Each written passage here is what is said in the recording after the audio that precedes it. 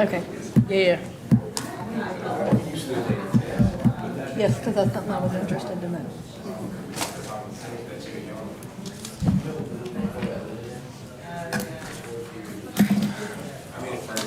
Feel disorganized. Let's see.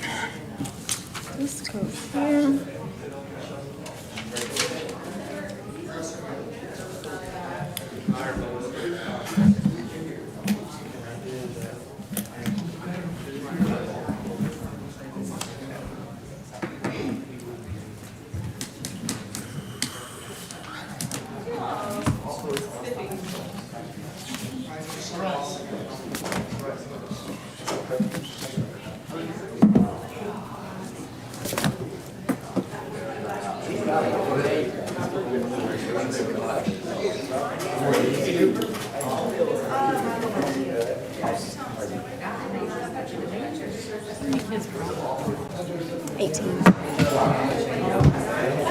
Junior, Oh, I had another question. 11 sophomores, three freshmen.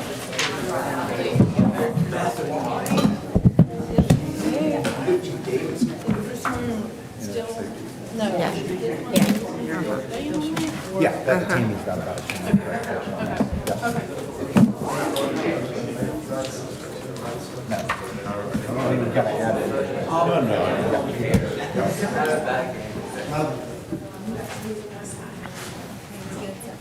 Okay, thank you. That's a big help. I mean, person at the White House.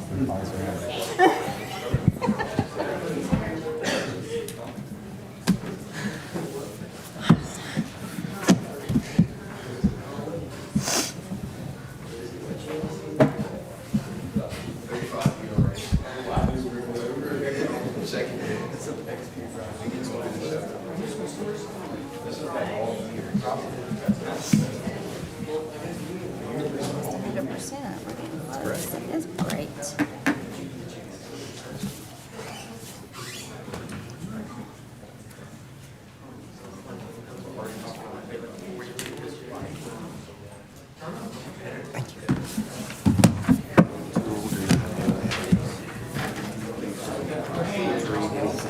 Like, are we doing that every time? Adding it to the agenda. Yeah. Yeah, is that okay? Yeah, no, I'm just making sure, because Yes. I was like. I already asked her. I wasn't- I already asked her. Actually, I probably should. She laughed. I knew it was right about to come in. Okay, no, that's fine. I just was like, that was new, so I want to make Yeah. sure. Okay.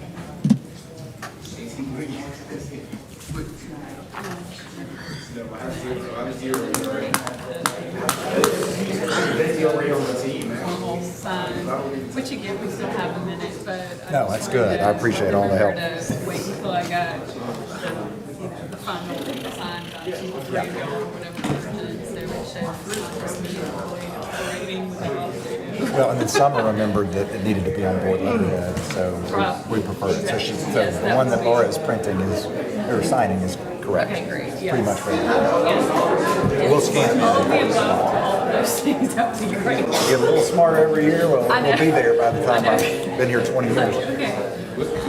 Yes.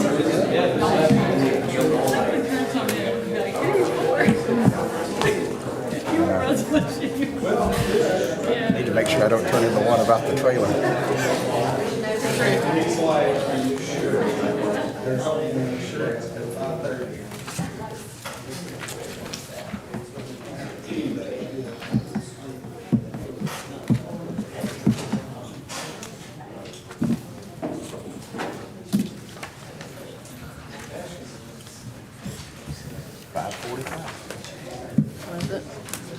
All right, I have 5:45. I'll call the meeting to order. If everyone would stand for the moment of silence and the pledge.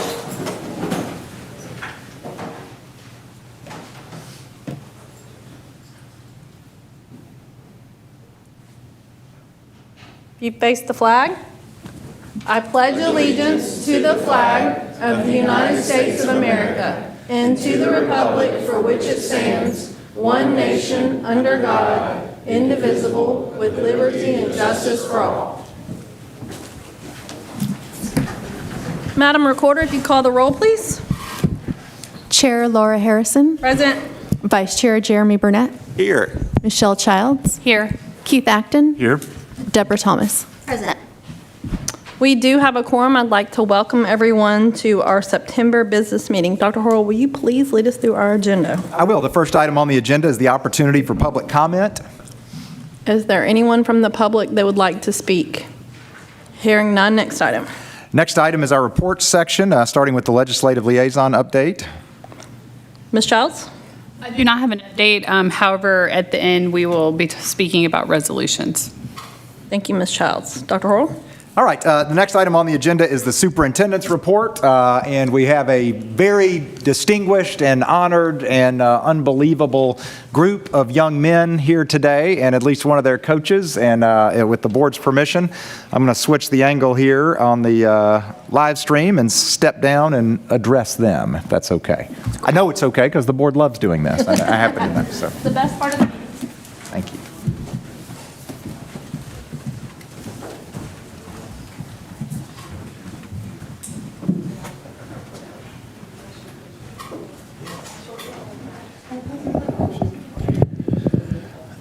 All right. Well, to provide just a little context, and if I may take a point of personal privilege. So I've been in education 25 years, and 18 of those have been in administration. And when you're in a school administration, you're a principal, you're a superintendent, you have things that wind up in the newspaper. Okay, so that's happened a lot to me. I mean, it just has. You know, my name's in an article in the newspaper, and people will wander up and say, oh, I saw this article about you. I'll tell you guys, one time, it was when I was principal at Millington High School. This is all public now. And we had a young lady that was an undercover police officer, and she looked just like a high school student, and she was there to see if anybody at the school was involved in anything that they shouldn't be, and they made a bunch of addresses. So that's just a warning. Check your girlfriend out and see what's going on. But anyway, but the only reason I bring that up is even though that story was out there, I did not have that story mentioned to me as much as I have had it brought up to me. Aren't you the superintendent of the school system where the guys went and won the state championship without any seniors? I can't tell you how many people brought that up to me. And I can't tell you every time I said, yeah, give them a round of applause. You're about to do that?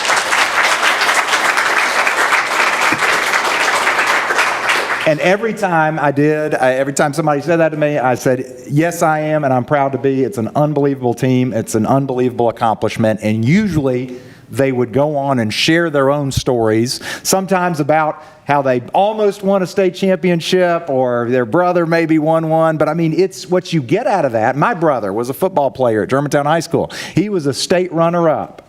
And he still talks about that. But he also talks about how different his life would be if he had won that state championship. And you guys did it.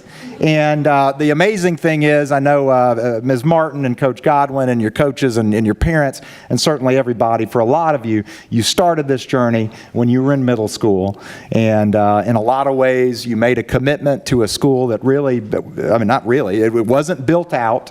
You made a commitment to an idea, and you made a commitment to an idea that if you guys stuck with it and worked hard and listened to your coaches, that you could be the very best in the state, and you made it happen. And just on behalf of the Board of Education, I can't express to you how much that means to us, how much positive attention you guys have brought to the school system, the way you did it, the team that you are, but also who you are. The way you guys conduct yourself. There's a way that champions conduct themselves, and we appreciate you guys taking that seriously. And I know you're not done yet, and we're excited about that too. But tonight, again, on behalf of the Board of Education, we want to honor the members of the state championship Lakeland Preparatory School high school baseball team. So let's have another round of applause. Coach Godwin, did you check your watch? I'm not going to talk all night. We're going to get to you. I'm just kidding. Hey, I've been to one of your banquets before. I know you. I've seen your speeches. I'm just going to take a minute here. All right, so here's what we're going to do. We're going to call each of your names, you guys that are here. We're going to call your name, and what we'd like you to go ahead and do, we're going to move over here. If you can, if family members, if you came to support these players, we'd like you to come on up, anybody that you brought with you, and we're going to get a picture with me and the Board of Education and your certificate, and Ms. Martin and Dr. DeLoso is going to come on up, and Coach Godwin in the picture as well. Yep, thank you. I got my handler back there, Mr. Paganoni, make sure I don't miss anybody. And then once we get done with that, we're going to have the whole team come back and get a group photo. Does that all make sense? All right, so I'm going to call your names and have you come up and get your picture taken. All right, we're going to start with Wyatt Helton. Come on down.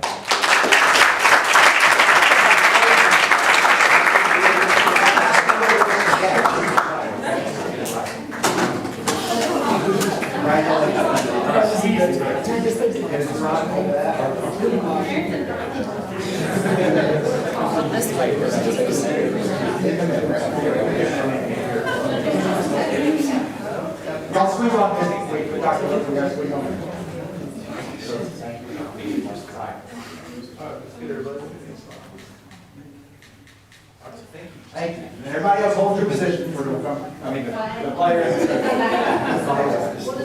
There you go. I know. Next up, let's have a round of applause for Obi Snow. Come on, Obi.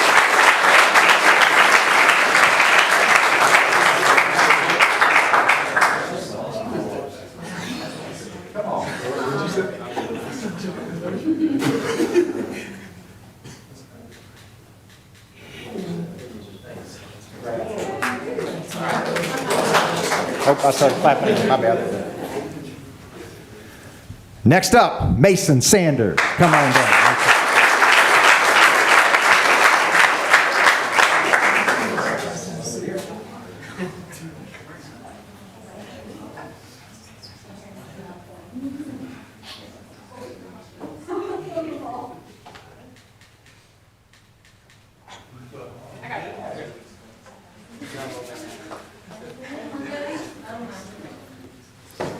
Got a certificate here for Mark Foster. Come on down, Mark.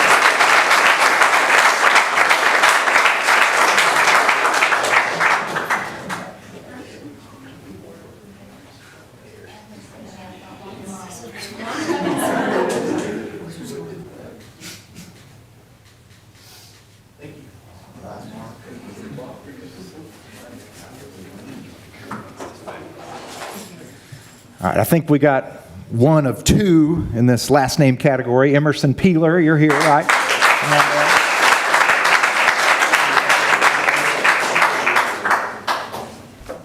I'm going to go ahead and note, I believe Easton Peeler is not here. Is that accurate? Yeah. Okay, but let's go ahead and give Easton a round of applause, too. We'll let you take it.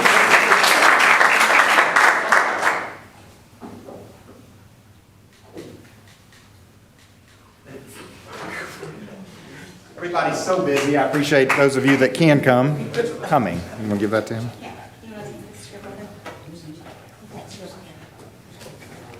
Same situation, if I understand correctly. Noah Lindsay, come on down.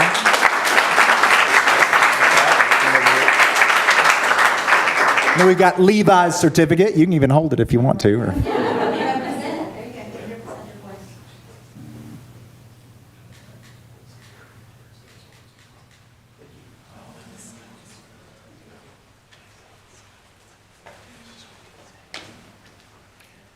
Brett Godwin, come on down.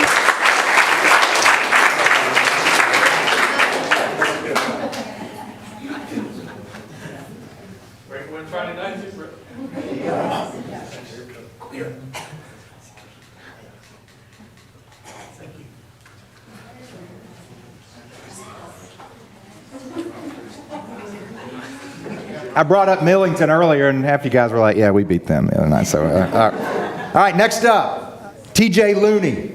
JT, I'm sorry. I'm sorry. It's a weird cursive. I read it wrong. I apologize. I knew better as soon as it came out of my mouth.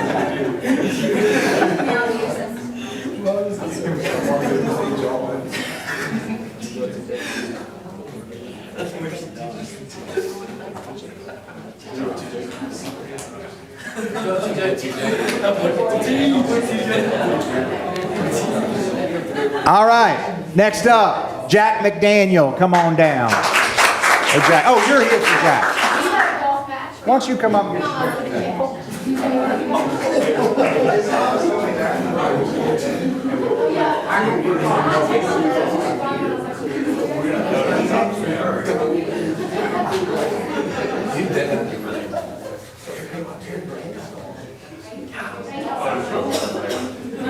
Oh, you're welcome. Thank you for coming.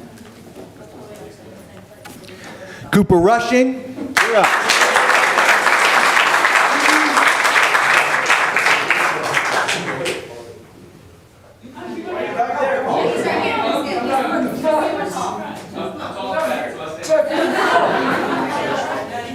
Come on, Jeff, get in front.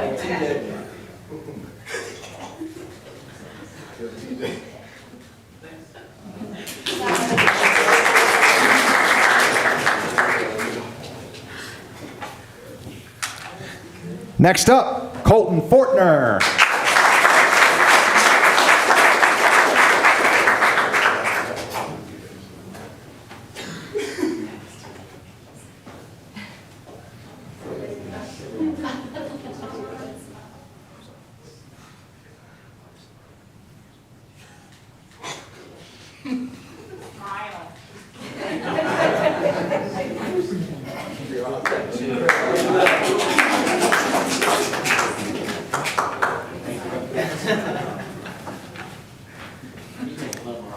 Come on down, Kalani Evans.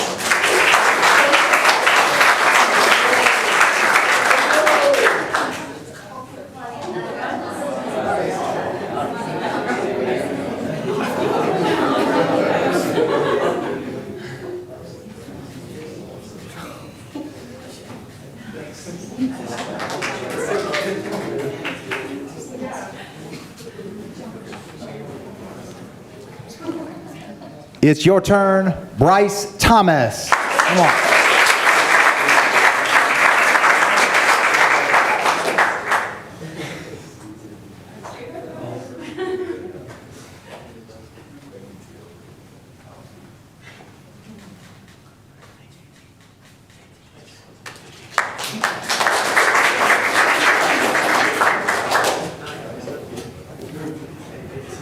As the parade of champion continues, Brecken Boyd.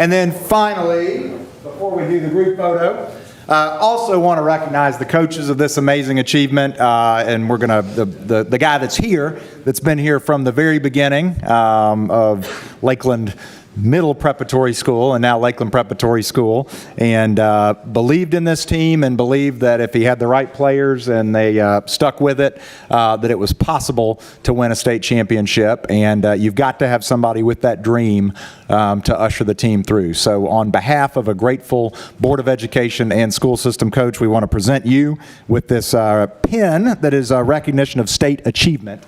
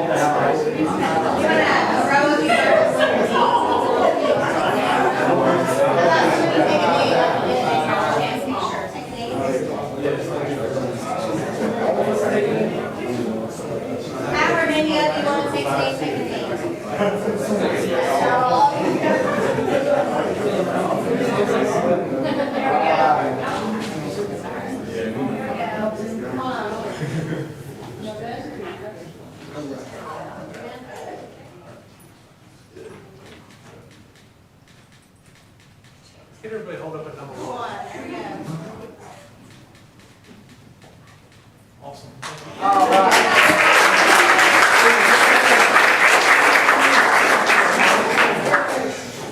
I think we're good. Now we're good.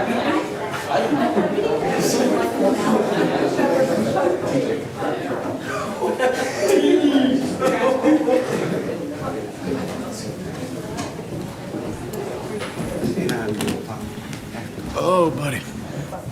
Okay, let me see if, check the stream here, okay, I'm gonna.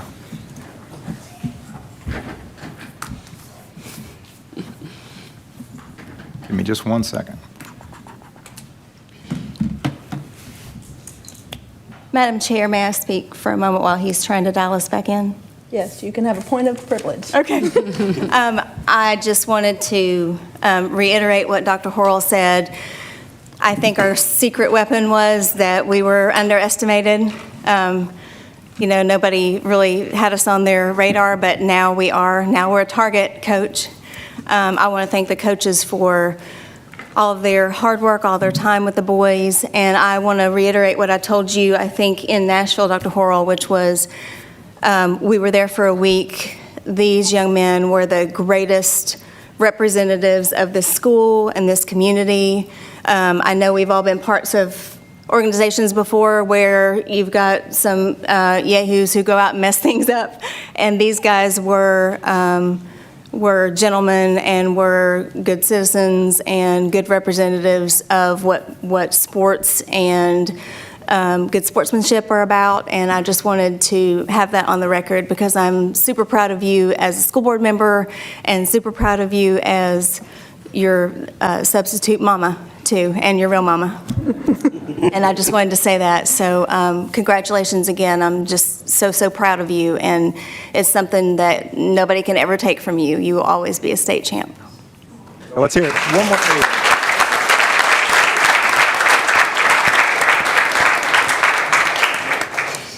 All right, and I'm going to make my regular comment disclaimer here. We are more than happy for all of you to stay. You are welcome. This is a public meeting. You can stay for the entirety of the meeting. You will also not offend us in the least if you all get up and walk out right now, okay? Because we're very, very proud of you. Yeah, if you need your credit for the honors, diploma, you will have to stay. So if we're signing.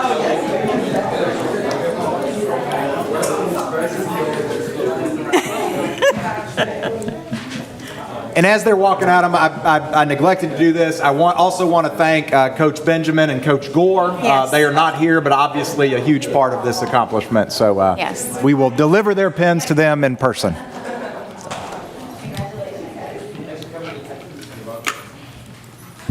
All right. All right, Dr. Worrell. Okay, as we pick back up the agenda, the next item is the monthly financial summary. We actually covered that during the work session. It is posted to the agenda, so if there are any follow-up questions, certainly they can be asked at this point or Anybody have any later date. questions regarding the financial report for the superintendent? Hearing none, next item. Next item is the approval of the agenda. I'll make a motion to get this item on the floor. Is there a second? Second. We have a motion and a second. I believe there was an item we discussed last week that was not part of the published agenda that we need to add tonight. That is correct. We discussed an item. It was shared with the board, so they had an opportunity to review it, and I neglected to add it to the agenda, so requesting that it be added tonight, and that addition would be Resolution 25/0905, a resolution supporting a reduction in the number of evaluations required in the team evaluation system for teachers rated significantly above expectations based on either composite scores or TVAS scores. So I'll make a motion to amend the consent agenda to add this as item number 11. Is there a second? And I third it.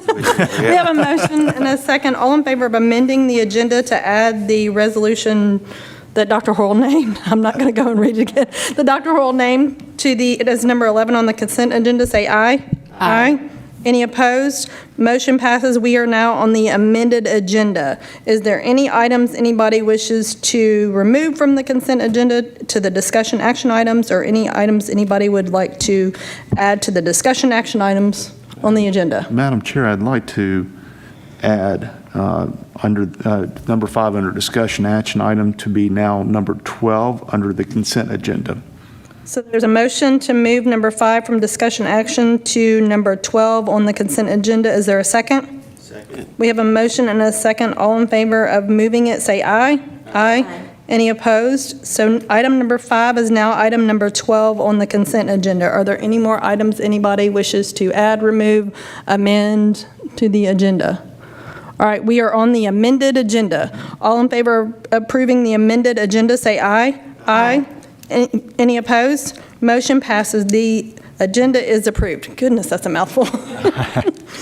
Dr. Hall, next item. The next item is consideration of the consent agenda. The consent agenda now has 12 items. I'll make a motion to get this item on the floor. Is there a second? Second. We have a motion and a second. All in favor of approving the consent agenda, say aye. Aye. Any opposed? Motion passes. Next item. Next item, we move into our discussion action section. The first item on the agenda is the annual Internet Safety Measures presentation by Chief of Technology, Dr. Wanda Terrell. Dr. Terrell, the floor is yours. And just as she sets up, I will note this presentation is required by state law, and it has also been incorporated into Lakeland School System policy. And this is the opportunity for Dr. Terrell to share on behalf of the school system with the public the measures that the Lakeland School System Board of Education and Lakeland School System Administration have taken to keep students safe using the internet. So this is an annual requirement, and we're grateful to Dr. Terrell for preparing it for us. And he just finished one of my slides for me. Okay. So there you go. That's why I'm here.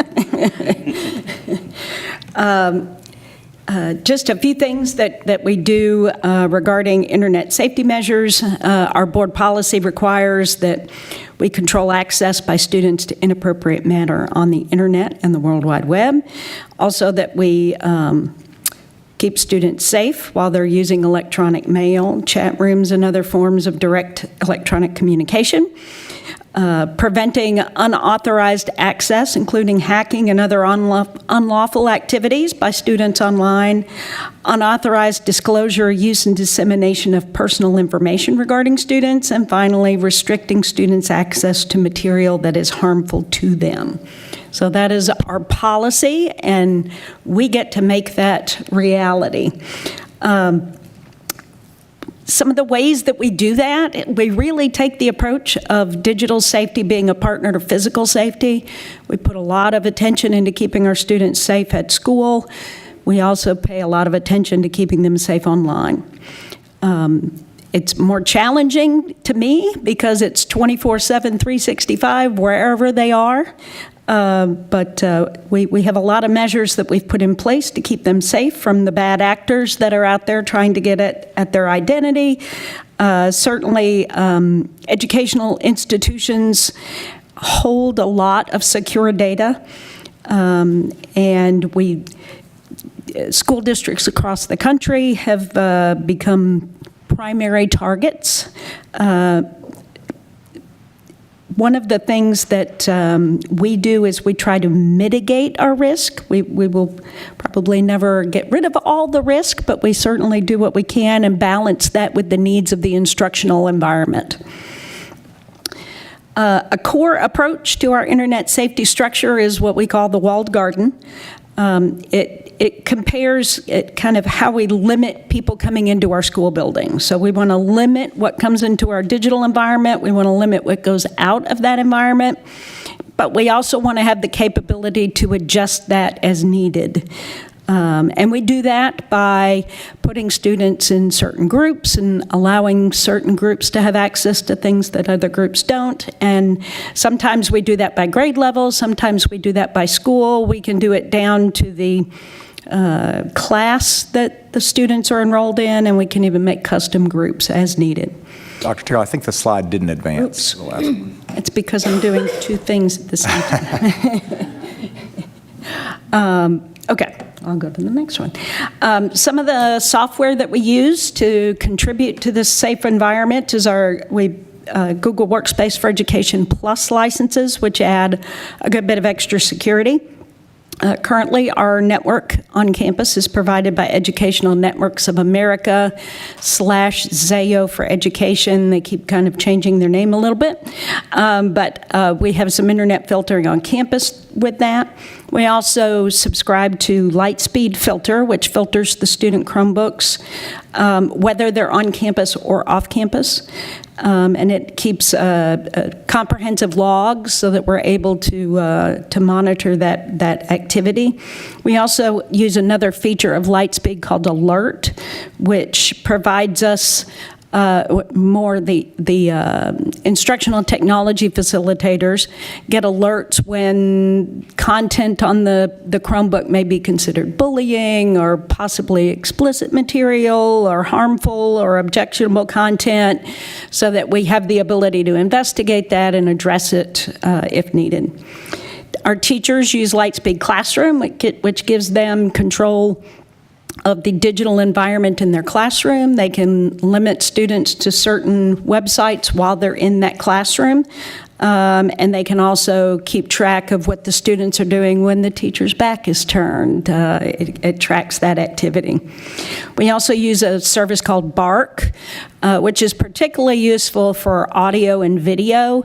If a picture shows up and it has something, even just a small bad word in it, we'll get an alert about that so we can address those things.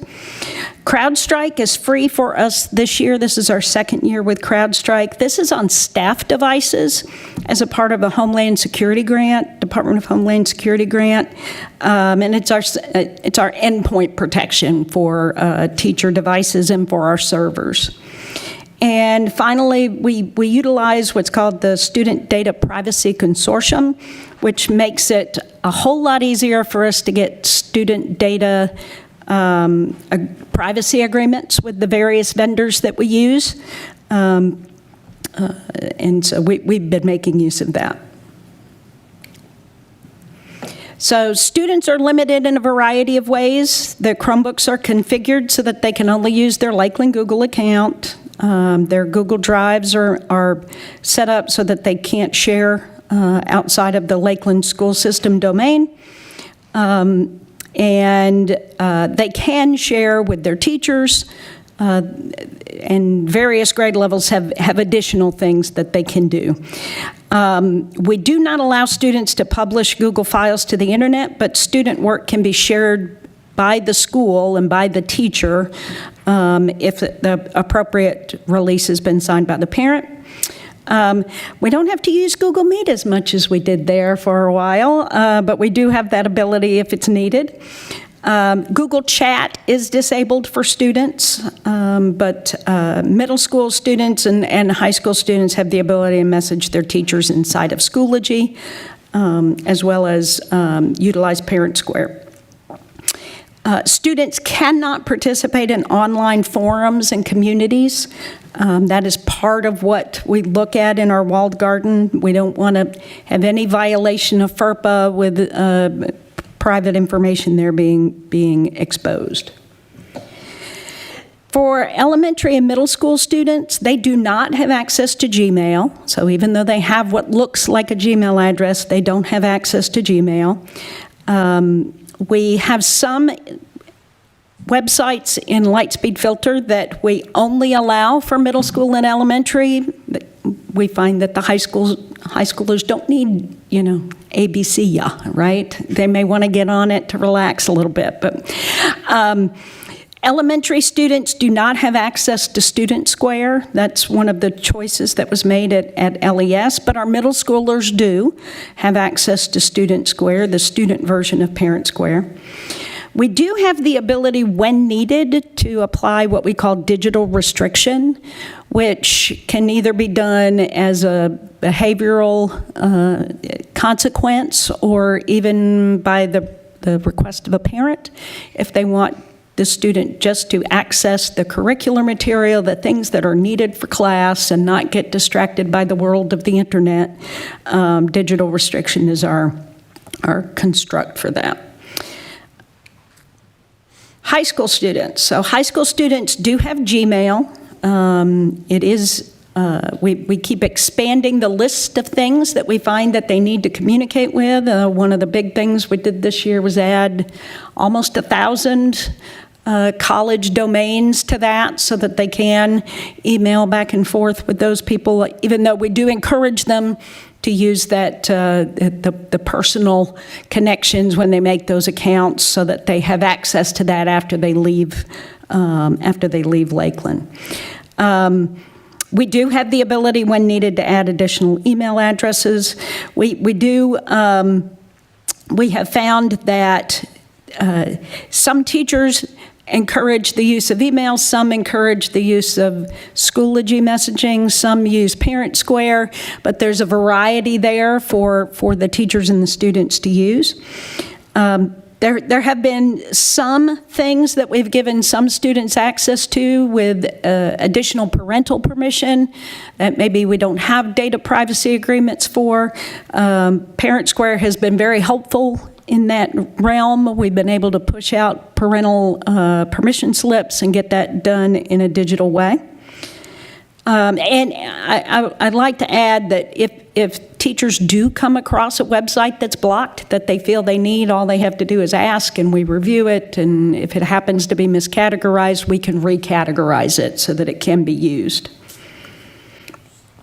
Dual enrollment students, this year we have 174 of them. Last year it was like 50-something, so it's definitely a fabulous program that we're using. We have a custom group that those students are in so that they can access all their University of Memphis stuff, including their email, all of the Microsoft stuff that they need. And Ms. Biddick is great about letting me know if a student's getting blocked on something that they need. She sends me a chat message through Google Chat, and I open it right up, and we're good to go. We are definitely committed to making sure that the students have everything they need to get through those dual enrollment classes.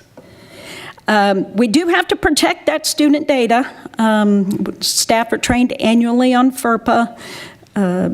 Our staff accounts, which have access to a lot of student data, have multi-factor authentication on them. We only allow sign-in with Google on the things that we have vetted and that we are sure are not going to leak any information. We use Scribbles. It keeps changing as well, kind of where it goes. But we to try to be as secure when we're sending student data as possible. So even though students aren't involved in that, it is their data. And we are continually evaluating our cybersecurity infrastructure to keep that as safe as possible. It's definitely an ever-changing planet there around cybersecurity. I do 2 annual cybersecurity reviews, the NCSR and the CSAT. NCSR kind of measures your maturity level on a whole bunch of different points based on the NIST framework. And we're in our 3rd review right now, and every year we fill a few more gaps and fill a few more gaps. And the Tennessee Department of Education cybersecurity program has us doing the CSAT, the Control Self-Assessment Tool. That one is a little bit delayed. We haven't gotten information on that yet, but they're very similar tools, so we do a lot of the double duty there, but it's definitely given us a lot to think about and ways that we can tighten up that security. Staff is trained annually, including our wonderful board, on phishing emails and atoiding clicking on those links. We also do training during the fall in service. We are currently sending out those sample phishing tests every 2 weeks. And when we have people who habitually click, I reach out to them and show them on their copy, this is what you could have looked for. So I do a lot of reteaching there as well. I did also want to say that another service that we have the ability to use, thanks to our budgeting process, is a service called SysCloud, which backs up all of our Google Drives, including all of the student Google Drives. So if they accidentally delete that paper and empty their trash, and they're like, I know I had that paper, I can go find that paper for them. So don't say you can't find it, because I can find it. Okay. If it existed. If it actually, you can find it, right. Parents every year have, during the registration process, received the Student User Agreement Parent Guardian Permission Form, another long name, which gives permission for students to use the internet. But it also details acceptable use, rules of online behavior, access to the privileges and penalties of violations and such. Parents also have access to, through our Lightspeed system, what's called the Lightspeed Parent Portal, where parents can sign in and they can see their child's online activity, either during school or after school, and you can see every URL that they visited. There is a weekly summary that comes out, but if the parent chooses to make an account, they can get in there and see the details. It also gives parents the ability to pause the internet for their child when they're at home. So if any parents out there are like, my child just will not get off that Chromebook at night, all you have to do is go in there and turn off the internet on their Chromebook. It does not affect them when they come back to school. So just know that. We do want our students to get good sleep. So we definitely encourage the use of that feature.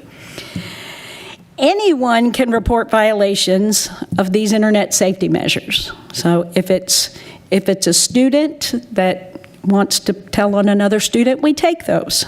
If it's a parent saying, my child accidentally saw something, here's something, we will research that. I've gotten very good at forensics there, digital forensics. But I am, one thing I am proud of in my job is that we have very few instances of those, and very frequently, once we research them, it was a false alarm, with the student tending to act a little guilty when there was nothing to be guilty about. So all of these internet safety security measures are there to help provide a safe, secure, and focused learning environment for our students.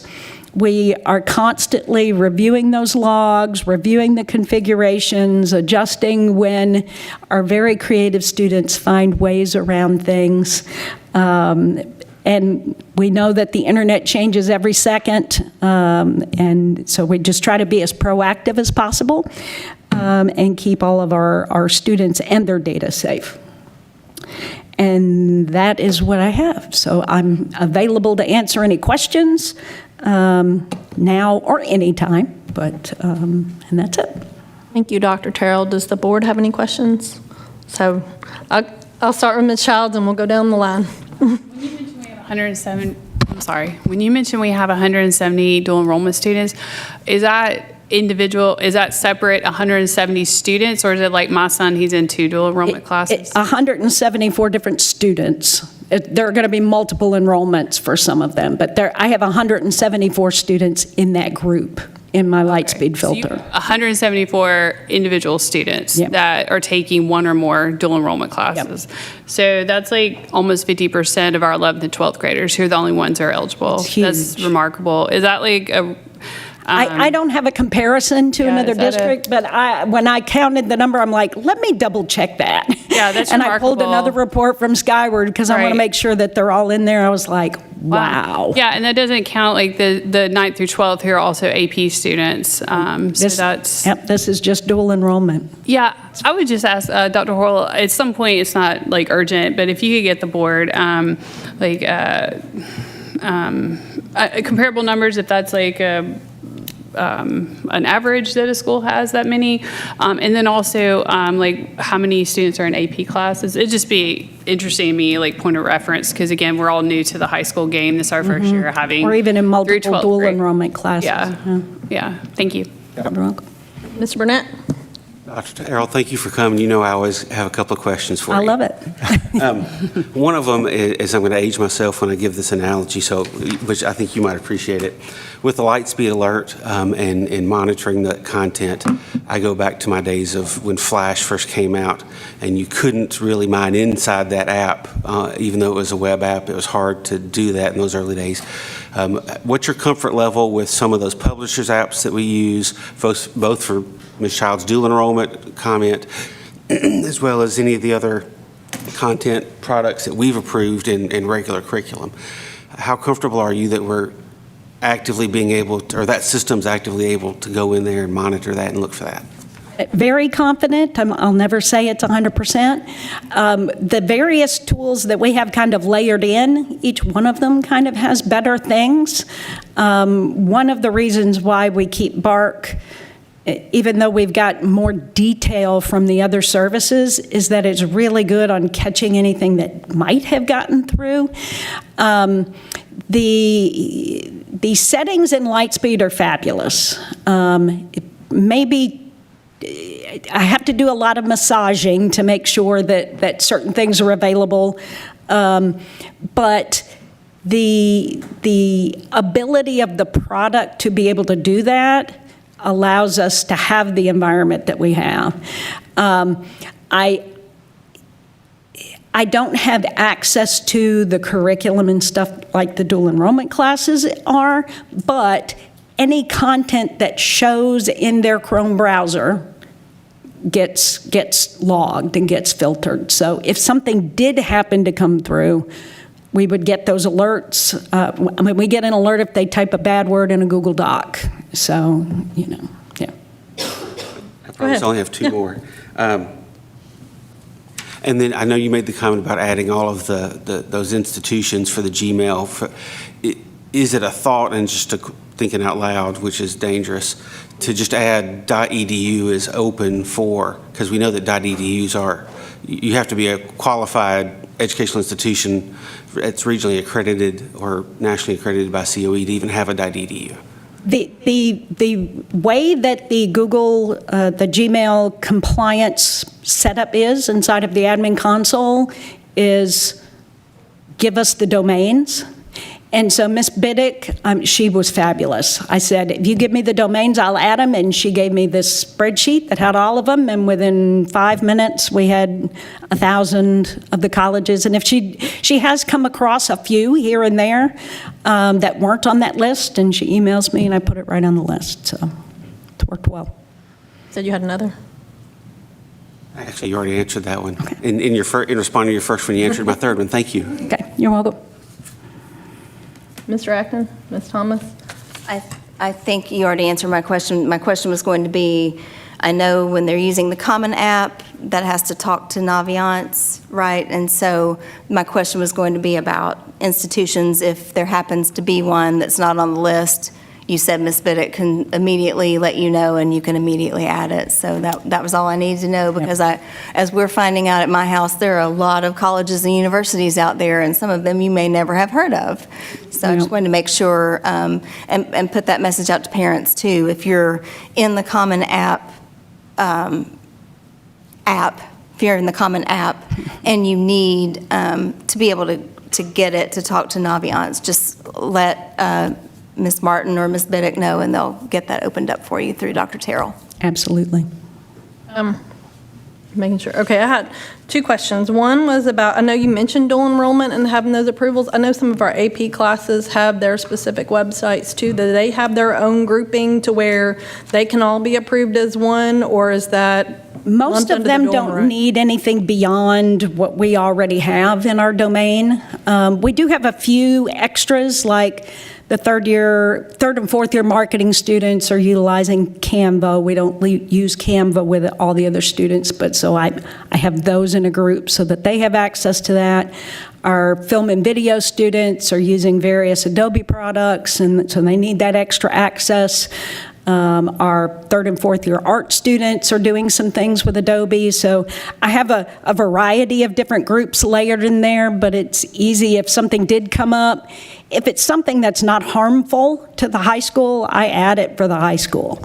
Very rarely for the AP classes do we come up with something that we only need these few students to be able to get to. And the next question I had was, so the graduating class, one of the things, I've had 2 graduate from Arlington, actually 3, if you count the really older one. But so they be able to take their product with them, like their, they'll do like their resume, or, there's times where they've written their college essays on their, do we have procedures ready to go for them to be able to download the materials and take it with them? Yes, okay. So the plan is probably starting about mid-April. maybe even the beginning of April. We'll allow those, we'll put those senior students will have access to what's called Google Takeout, which allows them to download what's in that Google Drive and transfer it to a personal Gmail account, essentially. We're going to encourage some cleanup of the drives before they get to that point, because most personal drive accounts limit at 15 gigabytes, and some even less. And we want them to clean out the minutia before they do that, because it makes the process a lot faster. But the ITFs have already started talking about that. Honestly, we've been talking about it even at the middle school level, just trying to keep things clean in Drive. But Mr. Parker, the high school ITF, is thinking through the various steps, but our plan is kind of, we don't want to do it too late, but we also don't want to do it too early. But yes, they will be able to take all of that work with them. Fabulous. Okay, those were my 2 questions. Any more questions for Dr.? Sure, can I just make a couple of comments? Yes. Fourst of all, I want to, again, acknowledge, I know it's obvious, but Dr. Terrell has really been thinking ahead on so many of these things since the founding of the school system. Obviously takes cybersecurity and the protecting of students very seriously. But I also want to acknowledge, which the public may not know, board members, and Dr. Terrell will not, I know, regularly give feedback on things that they may hear in the community. Community members come to them about what we have access to and what are some processes, and especially, this is a theme, but as we've built this high school, things we needed to look ahead to and be on top of, and I just want to say we appreciate that feedback, and I think that's helped shape where we are, and that's one of the reasons we're able to have 174 DE students, and I'm sure the number of AP is staggering, and folks getting EPSOs in general. So just thanks to everybody. It's definitely a group effort, and very proud of what y'all have done and where we are. So thank you. Thank you. Thank you for being here. Thank you, Dr. Terrell. Dr. Horrell, next item. All right, next item, we have 2 presentations in a row here, and I'm going to have to step down and just queue up the other one. But just so you guys know, the next item will be the 5-year strategic plan update, and this will be from Ms. Tammy Wilson. She is our Director of Strategic Programs, which is a new title. She was the Federal Programs Director, but she supervises federal programs, including English language, but is also the person that's going to directly work with me on supervising the implementation and monitoring and updating of the board 5-year strategic plan. So I'm going to step down and switch out her slideshow here.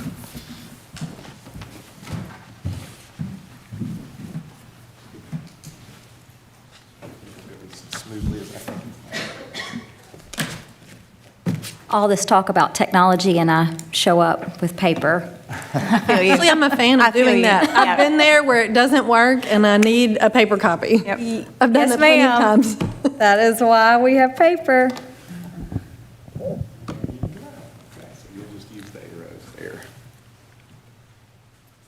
Oh, sorry, I just wanted to test it out. Good evening, Chair Harrison, members of the board, Dr. Horrell and Dr. Deloso. Thank you for the opportunity to share an update on the progress of our 5-year strategic plan. Tonight's presentation will highlight how the district and our schools are advancing the objectives that you, the board, set to ensure every student can learn, grow, and lead. And I don't want to get in your flow. Can I say one more thing? Yes, sir. I have asked Ms. Wilson, the strategic plan, as you guys know, because you developed it, and it's dense. There's a lot to it. So I have asked her to give a very broad overview to the board. Obviously, you guys can dig into anything that you want to. I will note to the board and to the public, this is a living document. So if at some point the board said, we don't think that's relevant anymore, or we have additional things that are relevant, that could be placed on an agenda at a future item. But I did want to just note that I did ask Ms. Wilson just to kind of give it a high-level overview of the strategic plan. So Okay. let you pick it back up. Thank you, Dr. Horrell. The 2025-26 priorities were shaped by a thorough review of data and are reflected in annual plans for both the district and our schools. Some build on existing practices, while others mark the start of new initiatives. And like Dr. Horrell said, I was hoping to just hit the key highlights, if that's okay with everyone.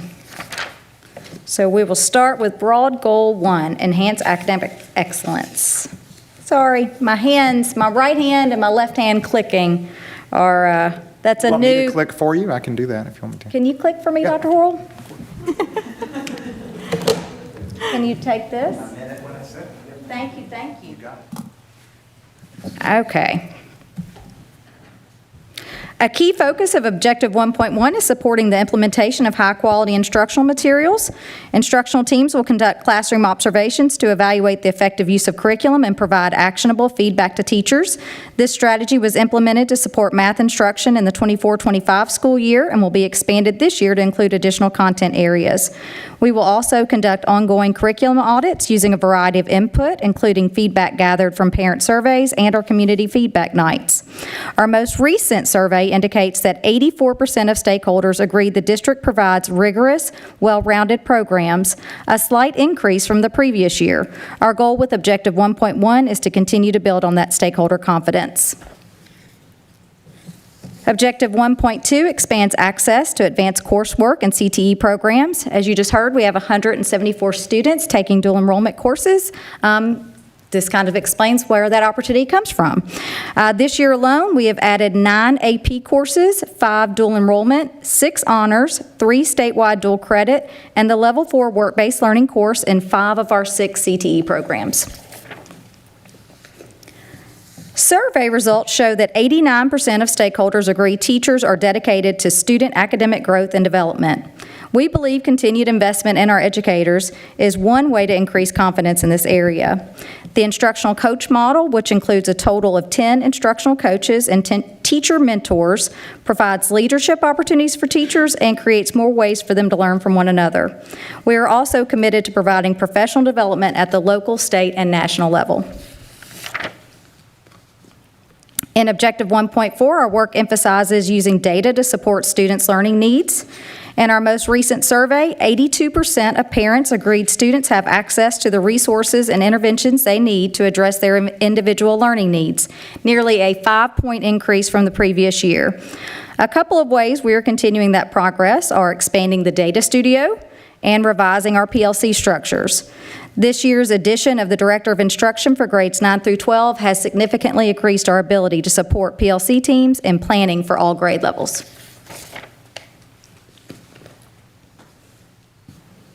We have already taken steps this year to advance Objective 1.5 and build our college and career readiness program. As you know, our health sciences students currently enrolled in the work-based learning for therapeutic services are preparing for the Certified Clinical Medical Assistant Industry Credential. The Director of CTE and Special Programs has also contacted 20 local health-related industries to begin laying the groundwork for partnerships for the health sciences CTE pathway, and 2 internships have already been secured with a Lakeland-based architecture firm for our students interested in design and engineering. To further promote college and career readiness, we will host a variety of college and career events across grade levels. So moving into Broad Goal 2. As part of Objective 2.1, the district is strengthening student support programs across grade levels. This includes, we hired an additional high school counselor this year, and we're expanding our focus on positive behaviors. Nearly 86% of stakeholders agreed students have multiple opportunities to engage in positive behaviors. To build on this, the district's Behavior Transition Facilitator is developing district-wide behavioral standards to be included with lesson objectives. They're called ROAR standards. The ROAR standards will allow teachers to let students know how they want them to demonstrate. I gotta look at it to say it: respectful, outstanding, accountable, and responsible behavior in the classroom. So we're real excited about that. The Student Services Department is also creating a behavioral support hub. They'll use one of our internal Google websites to create this, to provide teachers and school counselors with resources. To advance Objective 2.2 by increasing student support and access to mental health resources, LPS is introducing student workshops on emerging needs, including a series on the health risks of vaping and informed decision-making. The Director of Student Services will also develop presentations for students and parents on how to use the Stop It Anonymous reporting system. To promote respectful behavior and a safe, inclusive culture, we will gather student input to identify programs similar to the house system at LPS that could be introduced at other grade levels. Here's some data. Nearly 70% of stakeholders agree that administrators take bullying and harassment seriously and respond effectively. That's an increase of almost 11 points from the previous year. To further improve in this area, the Student Services Department, in collaboration with school administrators and counselors, will create grade band appropriate anti-bullying workshops. Here's one we're in the early stages of, creating a structured mentoring program. For the 25-26 school year, we'll begin with establishing a team of staff and community representatives to design the program, just to make sure it's something that's sustainable and effective. We are primarily continuing our existing practices to support student health and wellness. We did increase daily physical activity for K-4 students to 40 minutes, and the staff Zen Den has gone mobile to be available to staff lounges across the district. All right, broad goal 3, strengthening community engagement and communication. Clear and accessible communication with families remains a district priority. Recent survey data indicates 89% of stakeholders agreed that the district communicates effectively, nearly a 5-point increase from the previous year. Last year's addition of the district communications manager has improved system-wide messaging. And building on that progress, we will begin to administer stakeholder surveys twice a year, and we're going to keep the questions specific to communication in the survey. Recent survey results show strong gains in how stakeholders view district communication and input. Agreement that stakeholders are well informed about district decisions increased to 74%, up more than 5 points from the previous year. Those who agree that the district actively seeks feedback increased to nearly 72%, a gain of over 15 points. And agreement that there is a clear process for addressing concerns grew to 70%, up more than 14 points. To continue making progress, we are increasing community feedback nights to twice a year, beginning with the first in October, and we will provide stakeholders with summaries following each of the events. To advance Objective 3.3, we will build on our existing partnerships and also increase our outreach efforts to form new relationships by inviting colleges, universities, and community partners to participate in school events and advisory opportunities. For Objective 3.4, we want to build on the strong volunteerism already happening in our schools by creating a database of opportunities that captures the key details needed to connect students with service events. We will also develop a training program to prepare students to serve confidently as representatives of the district and the community, similar to the baseball team.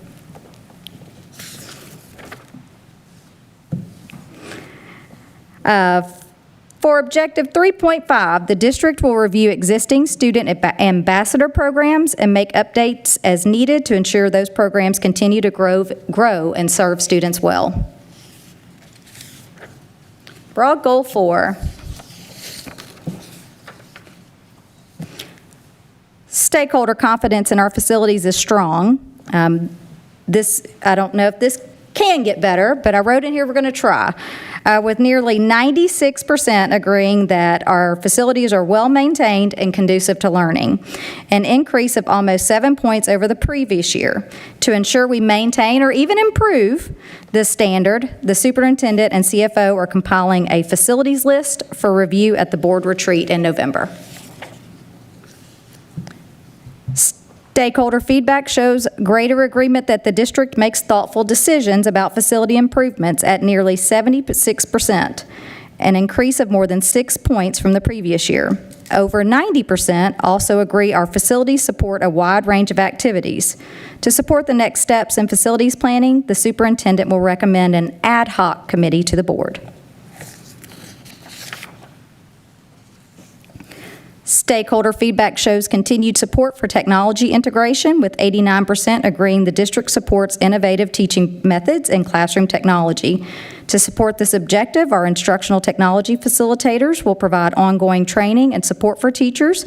We will also continue the use of the Incident IQ ticketing system to expedite technology support to faculty, staff, and students. The platform also provides an additional source of data to inform future technology needs. All right, broad goal 5.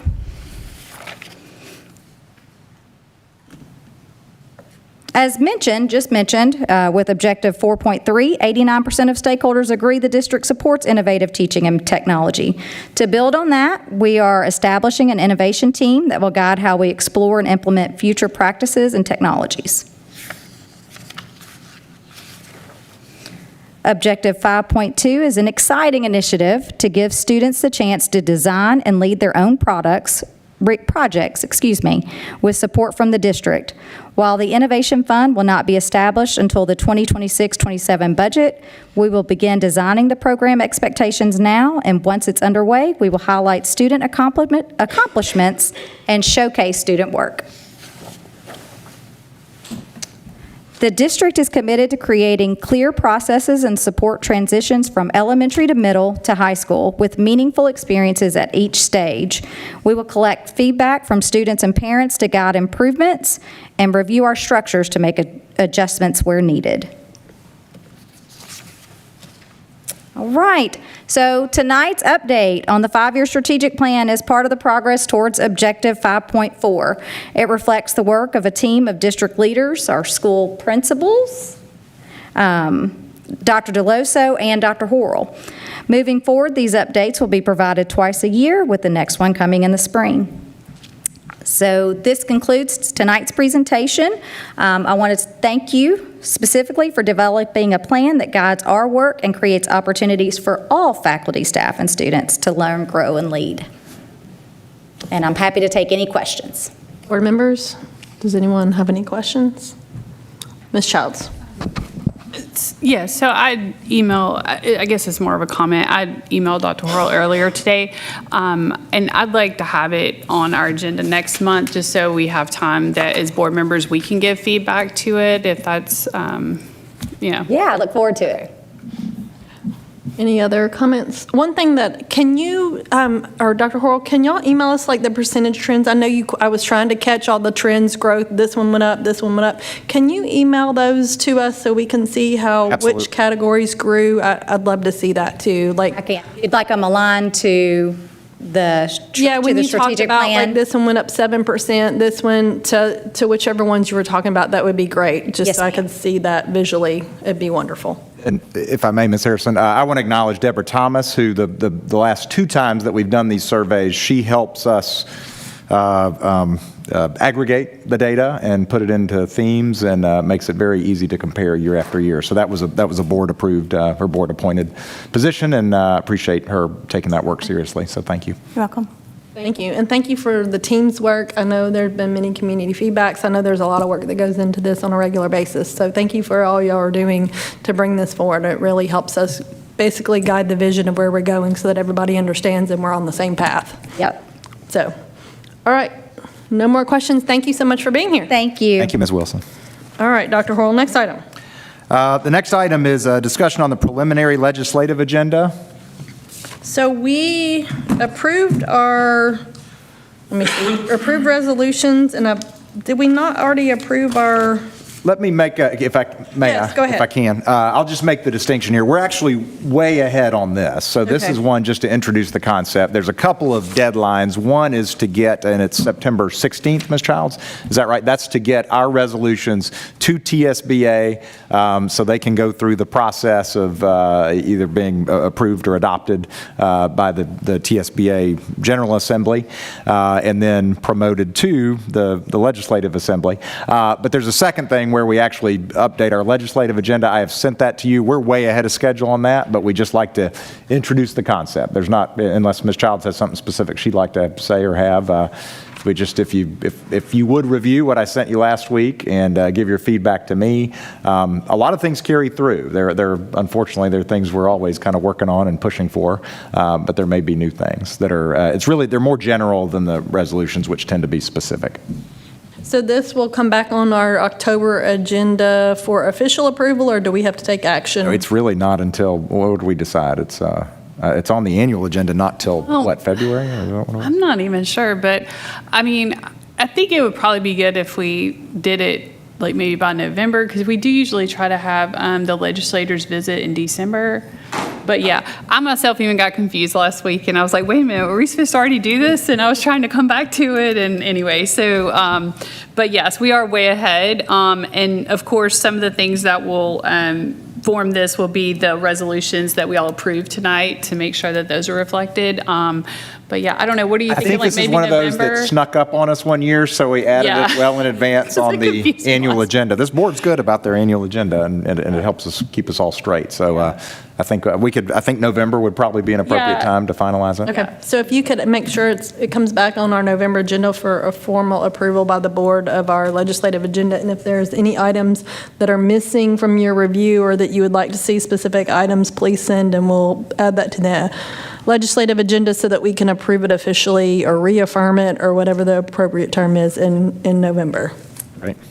All right, next item. Next item is discussion on the TSBA Annual Convention and Delegate Assembly. So this is where we decided we don't have to vote on the delegates this month, or we do? I think No, we don't have to we can vote. do it next month. That's right. Okay, so this will carry over to our next month, and everybody has let, I think the so I travel's guess- booked. Is travel booked? Like, so okay. So everybody's good, and you've let them know your travel arrangements and all that. All right, next item. Next item, there are no further items. Look at that. Are there any announcements? No announcements. Hearing none, is there a motion to adjourn? So moved. We have a motion. I'll make the second. All in favor, say aye. Aye. Any opposed? We are adjourned.